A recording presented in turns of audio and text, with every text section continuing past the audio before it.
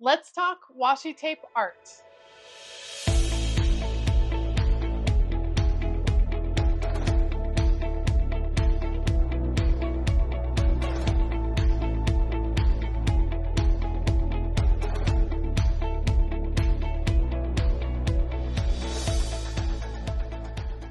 Hey y'all, I'm Elisa, the Scrappy Wife behind ScrappyWife.com, and today I want to talk about washi tape art. It is something that I have been enjoying. I was introduced to washi tape art at Go Wild last year. I think it is such a fun thing to do, and so I thought we would do some of it today. I am working on this particular sheet that I put together through Canva. I will have this available as a download, so be sure to check the description box below for more information on how to get this download. Otherwise, we are going to dive in. I'm going to put you all on fast forward, and we are just going to jump in to washi tape art. Okay, so let's start out with a little bit of background. What is washi tape art? Like I said, I was introduced to washi tape art when I was at Go Wild.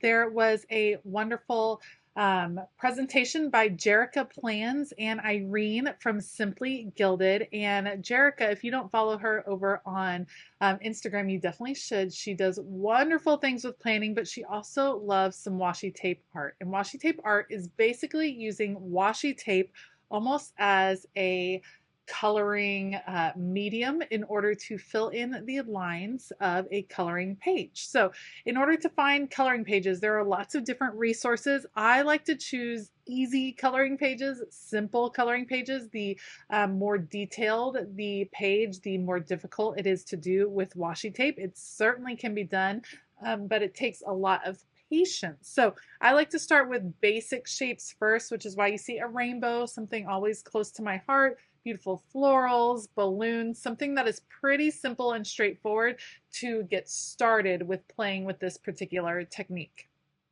What you want to do with washi tape art is you print out your coloring sheet or you have a book, whatever the case may be, and then you place your washi tape over top of the image. Then you very carefully cut away the parts, the kind of negative aspects, the parts that you don't want to remain. So I very carefully placed washi tape across this whole rainbow. Why did I cut across the whole, or why did I put it across the whole rainbow when I'm only aiming for one little part? Because I was really working on making it line up. I probably didn't need to do quite this much, but here's the other thing about washi tape art. I'm never really worried about running out of a particular roll of washi tape. I have so much washi tape, first of all, and rolls have a ton of washi tape, so it's going to take some serious effort to actually use it all up. What I am doing is using a precision knife pen. This one is actually from Kelva Plan. You can also find similar items on Amazon, and I'm very carefully tracing the black lines, the bold black lines that I am seeing through the washi tape. And then once I've cut, then I just peel away the washi tape that I no longer want. This is sped up twice as fast as what I actually went. You need to take your time on this technique, and it takes a lot of practice. When I first saw this demonstrated, I was like, oh my gosh, that is so easy, so simple, so fun to do. It's a little bit more difficult than it looks, especially on things that are curved like you see with this rainbow. So a couple of tips that I have picked up along the way. First off, if it does not affect the look of your washi, if you are able to overlap the washi ever so slightly, that makes the renewal a little bit easier. So I wasn't able to do that on the pink, but I am able to do that on the yellow. So I'm able to remove in bigger chunks because it's already overlapped and attached to each other. So that is one tip that I've definitely picked up along the way. Second tip, you actually, depending on your knife, you don't have to press that hard. I actually just printed this on 32-pound copy paper. When I cut with my knife, it did cut through the paper in certain parts of this image, probably because I was pressing too hard. If you press too hard, sometimes it can rip the washi, rip it in a way that you don't intend for it to be ripped, so you don't get a very clean line. So just less is more usually on the pressure, especially if you have a really sharp knife like this one is. Another tip is to pick an image that has these nice big black lines if you happen to get out of the lines. Hey, we all color out of the lines sometimes, even with washi tape. You can always go over the top of it afterwards with like a black Sharpie or a black paint pen, and that will help you cover up those places that got a little bit off. And you can also always come back with more washi. I accidentally pulled up the wrong little bit. I'm going to replace that washi down. I'm going to trim it out one more time, and ta-da! The cool thing about using washi is it's not permanent. It's not like you colored outside the lines with a marker. If you don't like what something looks like, then you can just take off that bit of washi and try it again. Maybe you don't like the color you chose, or maybe it just got a little bit too wonky. You know what? Take it off, put it back again, or try a new washi in that place, and you can keep going on your particular picture. I kind of wish I had cut or I had printed this on cardstock. I think that would have held up a little bit better. The 32-pound paper is pretty nice paper, but like I said, the knife went through the paper pretty regularly. So I think if I were to do this one again, I would print on cardstock. Another tip is to just be patient. This takes some time to get used to, but man, is it relaxing. It really allows you to focus in on one specific task. It is very calming to do. You're able to play with some supplies that you maybe don't normally play with. It's a fantastic way to kind of unwind, something that you could do, you know, hanging out, watching a movie in the background, listening to an audiobook or a podcast. But for real, take your time. Don't rush. I started to rush towards the end of the rainbow here, and it got a little bit messy. Not my best washi tape art attempt, but a fun one nonetheless. The cool thing about finding printables for your washi tape art is that you can also print them over and over again, which I very much like. So if you mess up, you can just start again, or you can try different color combos. I think that is a plus of playing with washi tape. Sure, I went with the classic kind of rainbow look here. You may notice I left out red. I often don't use red when I'm doing rainbows just because pink is more pleasing to me. So, but you can play with different colors and patterns and textures and experiment.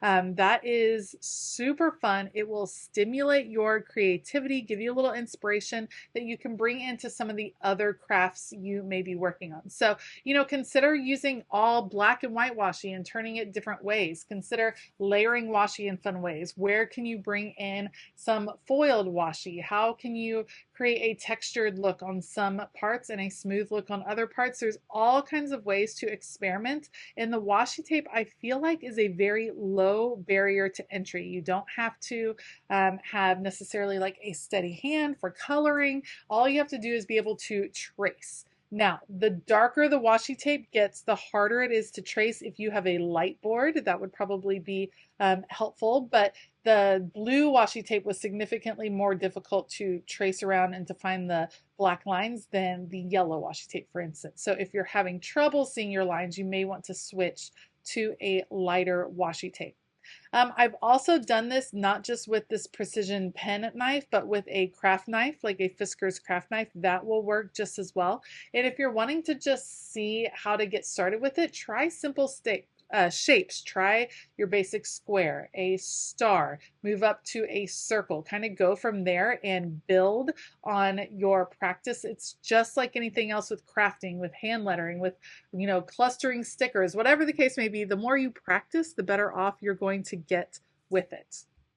Another question I've received before about washi art is, but what do you do with it? What do you do with your finished washi art? Well, you can just put it on the refrigerator. You can just have fun with it. You can make art for the sake of making art without having a specific intention or finished product in mind. But if you like to make sure that the things you're doing are going to pertain to other projects or things like that, you can always cut these out and use them in your journaling, in your planner, card making, whatever the case may be. This is a very easy thing to cut and save for a later time, even if you're just experimenting with some different color schemes, things like that. So it's almost like creating your own ephemera to use on later projects.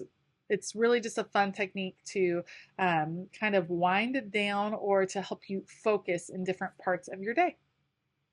All right, so this is my rainbow coming to completion. I think it's super cute. Yes, I did purple clouds because I like color, so I wasn't going to leave any white on here.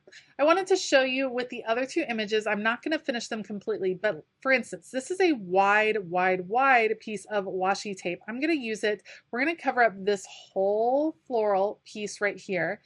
This is a great way to get a lot of bang for your buck. I'm going to cover up the whole piece and then I'm just going to cut away the petals that I don't want. So I'm cutting around the petals that I do want to stay in there.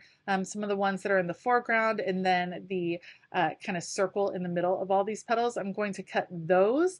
It's a little bit easier. You get more coverage with the wider the washi tape, the easier it is to get the washi tape down. This had a little bit of a waxy finish to it, so it was a little bit more difficult to cut, having a little issue with my pen. It worked in the end. I definitely got a little bit better. I was more successful when I turned the page as opposed to always turning the pen, just because knives and pens don't really turn quite as easily, no matter how precision based they are. So turning the page, it's kind of like when you're fussy cutting, it's easier to turn the paper as opposed to turn the scissors all different directions. Same thing, same thought with this. So you'll see me turning my page frequently just to make this work a little bit easier and to get a smoother line. The other thing I would say is if you find that your washi tape is a little bit sticky, like too sticky almost, you can always put it on the table first, put it on your arm first, just take off a little bit of the stick before you put it down on your coloring page. All right, so I'm going to finish cutting this away just to show you how it works with the larger washi. It's a really fun technique to try. I would love for you all to give it a try. I know some of you have probably already done it. If you have, let me know and share some of your favorite resources for finding some washi art pages. I would love to hear where you like to find yours. There are some great images on Canva. I will have this particular page linked down below in the description box, so be sure to check that out. I'm pretty excited. This is a fun little, I don't know, side project, side hobby to do with some of the supplies that you may already have on hand. All right, last but not least, I'm going to work on one of these balloons and then call it a day on this washi art piece. Thank you so much for joining me today. If you like this video, please give it a thumbs up. Consider hitting that subscribe button as well as the bell notification button. Don't forget to check down below to find a link to this printable. I do want to give a huge shout out to my Patreon community. Thank you for being the amazing community that you are. We have a fabulous time over on Patreon with extra content and Zoom calls and live streams and printables, tons of stuff. You can find out more at patreon.com/ScrappyWife. All right, I hope that you have a fabulous day. And as always, keep it creative.